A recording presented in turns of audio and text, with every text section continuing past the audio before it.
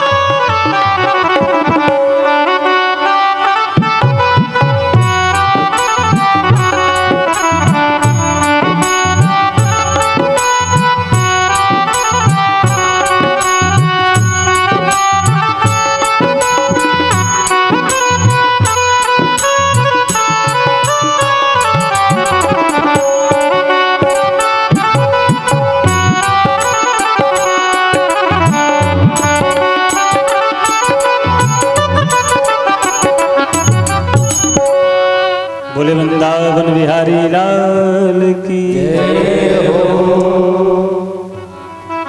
अब जो ये भैया अभी यहाँ पर आए, रिंकू भैया नाम है ना, हाँ ये दुर्गेश और ये रिंकू, वैसे तो बड़ा सभी का सहयोग रहा होगा। कथा में सभी लोगों ने बड़ा श्रम किया, बड़ा सहयोग किया, तब जाकर ये कथा यहाँ पर आयोजन हो सका। क्योंकि भागवत की कथा तो वैसे दुर्लभ है ही है, और दूसरी बात ये है कि अगर विशुद्ध भागवत कराना हो तो ज्यादा दुर्लभ है।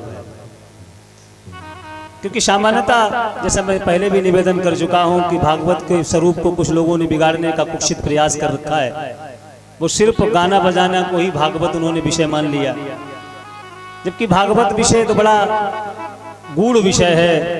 प्रथम दिवस से ही ये बात आ रही है कि निगम कल्प तरोर गलितम फलम सुखमुखाद अमृतत्व द्रव संयुतम पिबति भागवत रसमालयम मुहरो रसिका भुवि भावुकः। भागवत की ये कथा भावुक जनों के लिए है, भक्तों के लिए भगवान की कथा है। और भागवत की कथा भवरोग की औषधि है। जो संसार में तप रहे हैं, जो संसार में परेशान हैं, जिनके अंदर आदि दैहिक ताप, आदि भौतिक ताप और आदि दैविक ताप, ये तीनों तापों से जो परेशान हैं, उनके लिए ये भवरोग की औषधि है भागवत की कथा। जैसे श्री राम जिस समय आए तो दैहिक दैविक भौतिक तापा राम राज काहू नहीं, ऐसे ही जो भागवत की कथा है, ये कथा जहां भी होती है वहां से सारे ताप संताप सब वहां से भाग जाते हैं। क्योंकि इसकी जो स्वर है, इसका भागवत का जो स्वर है वो सिंह के शब्द के समान गरजती है भागवत। और भागवत इस बात का विश्वास दिलाती है कि आपके जीवन में कभी कोई दुख, कोई दारिद्र और आपके जीवन में कोई ताप नहीं रह सकता जब तक आप भागवत की शरण में हैं।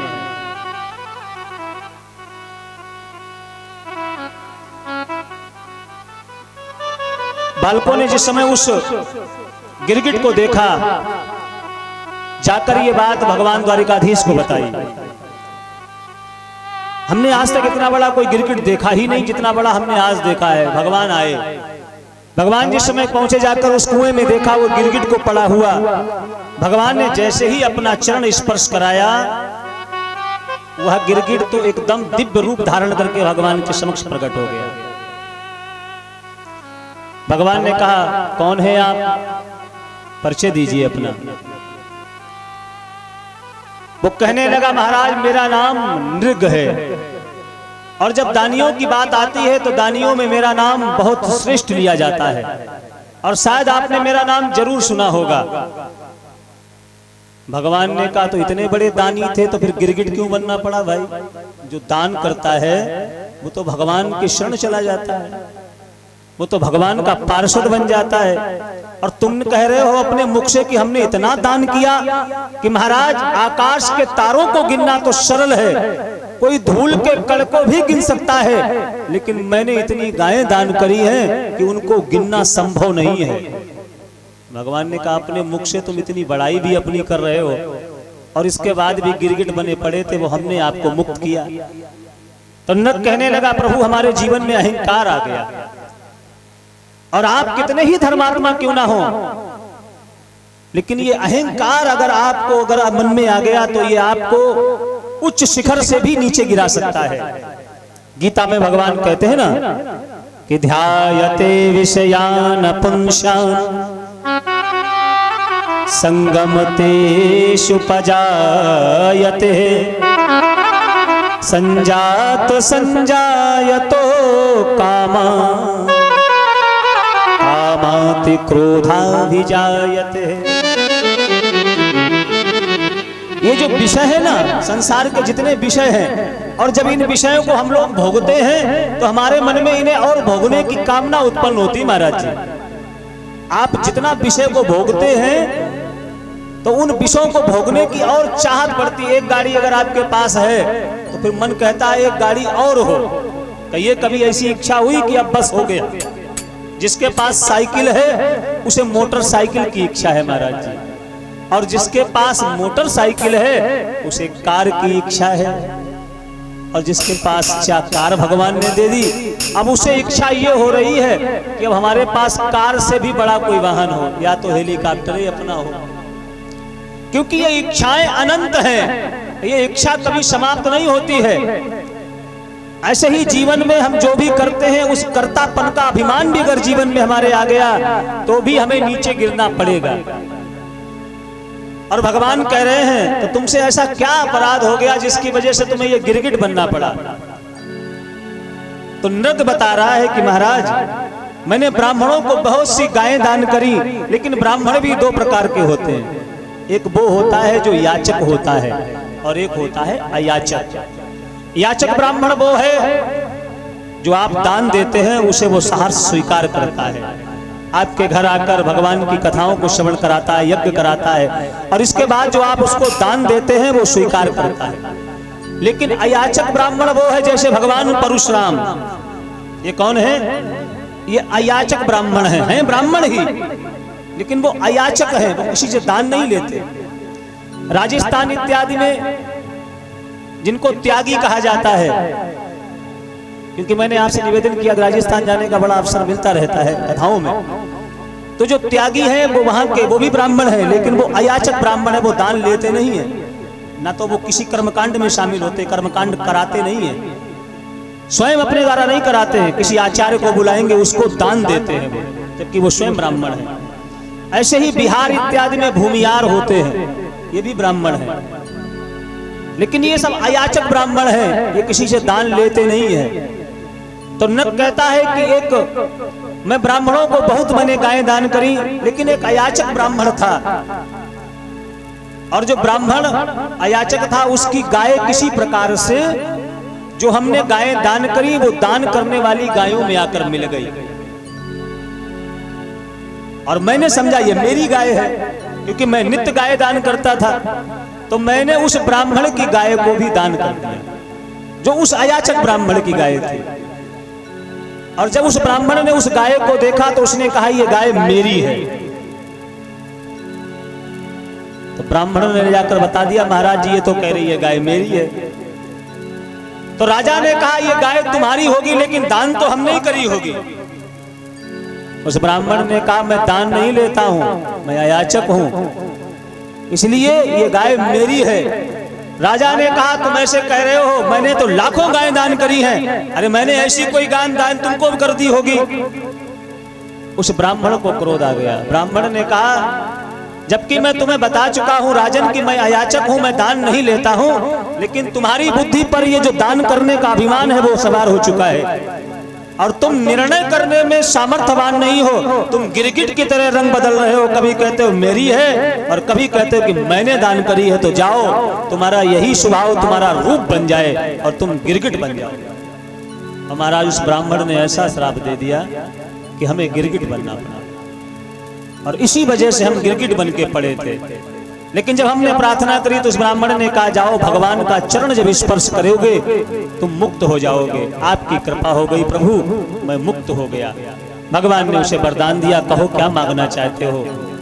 न कह रहा है बाणी गुणानु कथनौ, अब ऐसा वरदान दे दो प्रभु ये वाणी सदैव आपका गुणगान करती रहे।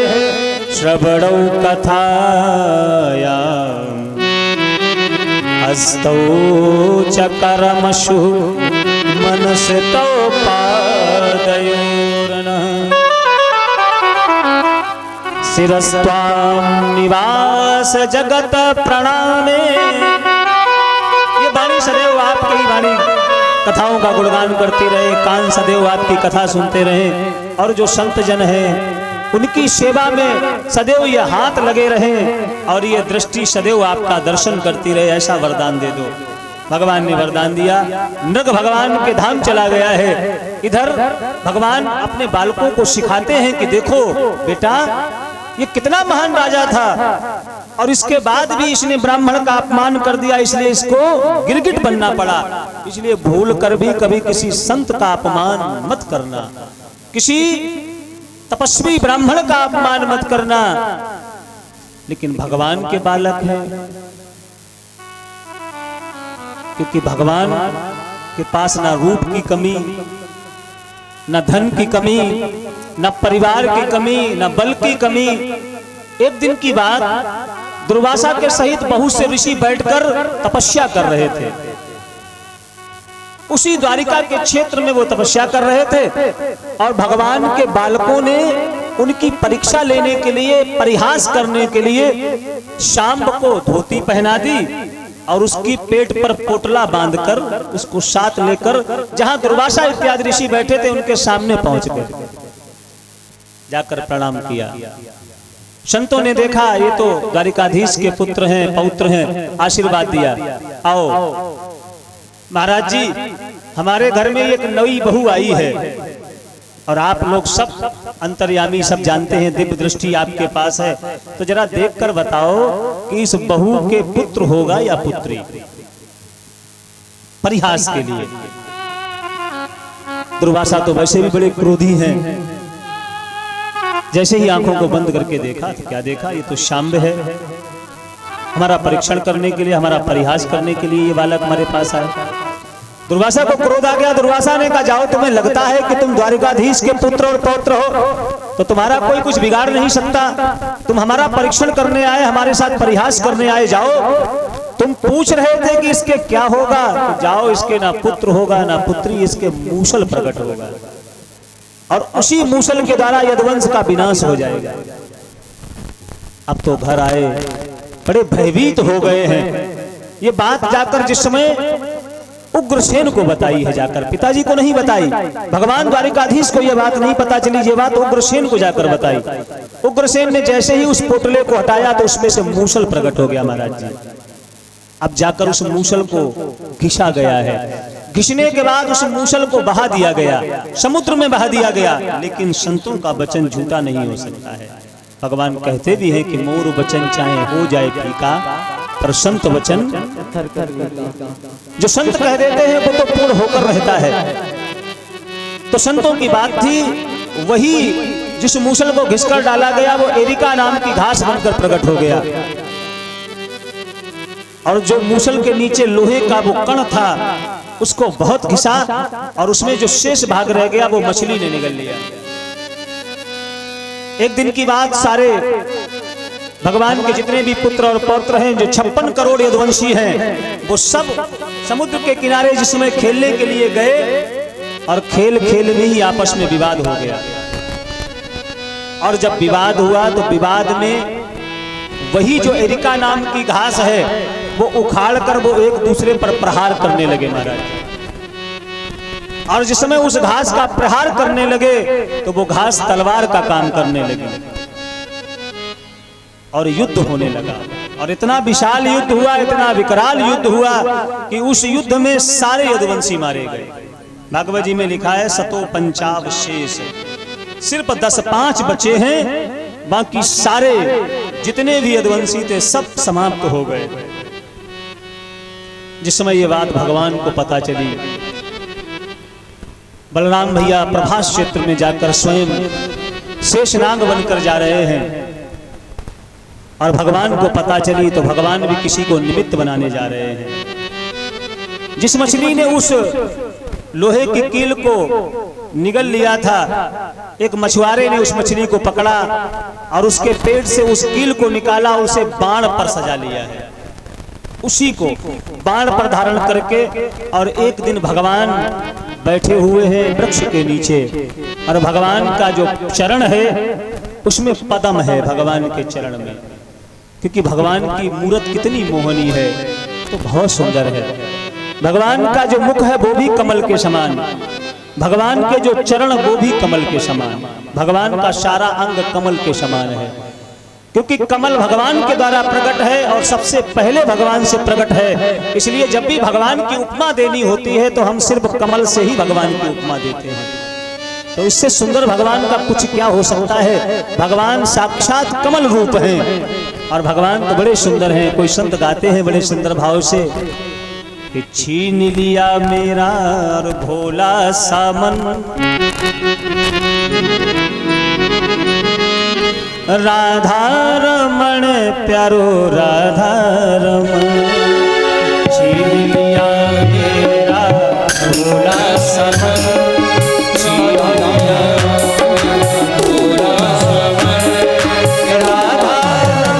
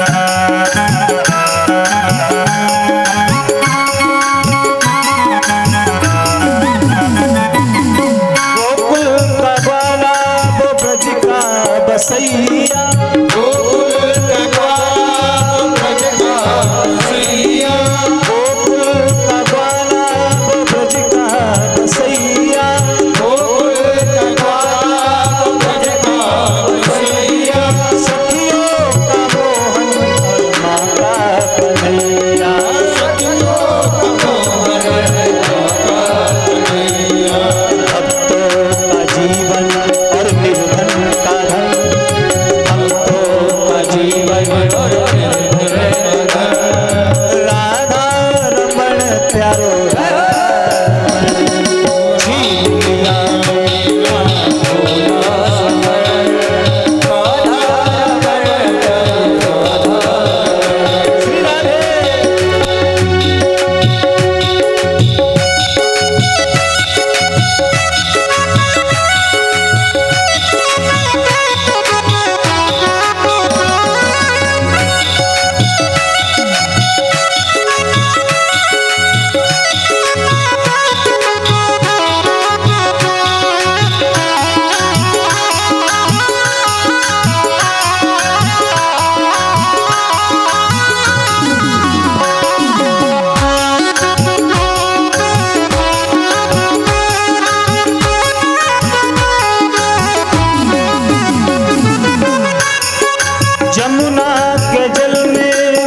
श्याम खेले, यमुना के जल में वही श्याम खेले, जमुना के जल में वही श्याम खेले, यमुना के जल में वही श्याम खेले, लहरों में उछले और करते खिलौने, लहरों में उछले और करते खिलौने।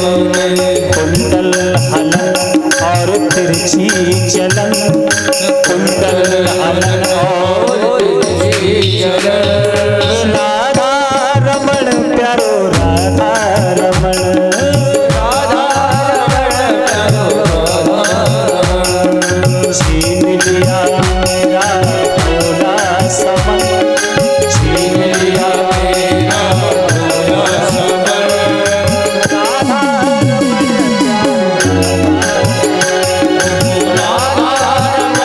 चलो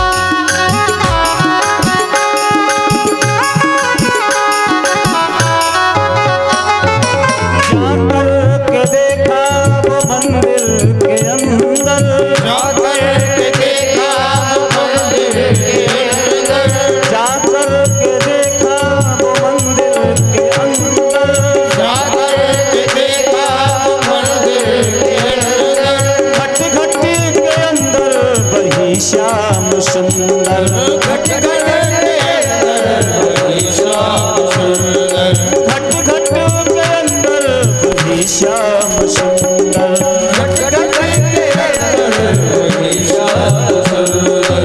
बिछुड़न कभी और कभी हो मिलन, बिछुड़न कभी और